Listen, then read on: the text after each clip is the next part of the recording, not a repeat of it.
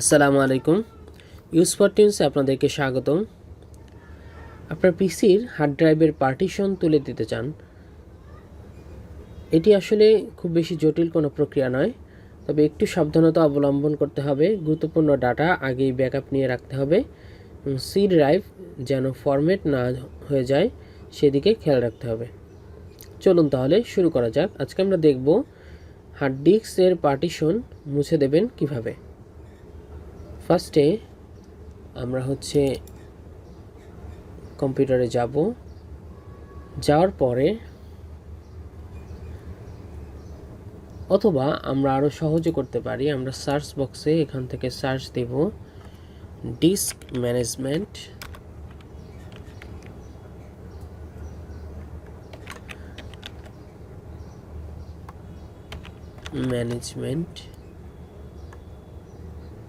এই যে দেখুন,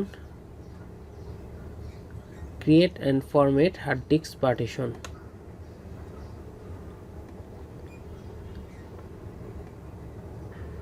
এখানে আমরা যাই, এই যে দেখুন ডিস্ক ম্যানেজমেন্ট চলে আসছে। এখন আপনি যে পার্টিশনটা সরাতে চান তার উপরে রাইট বাটন ক্লিক করুন। সাপোজ আমি এই পার্টিশনটা সরাতে চাচ্ছি, তাহলে এর উপরে আমরা রাইট বাটন ক্লিক করব। করার পরে আমরা এখান থেকে ডিলেট ভলিউমে ক্লিক করব। ডিলেট ভলিউমে ক্লিক করব। ডিলেট ভলিউমে ক্লিক করার পরে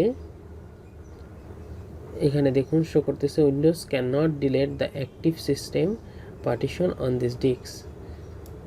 সো এটা ডিলেট হবে না।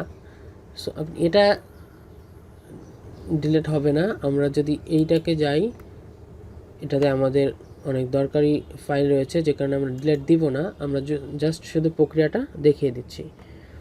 এখান থেকে আমরা ডিলেট ভলিউমে দিলে আপনার পার্টিশনটা ডিলেট হয়ে যাবে।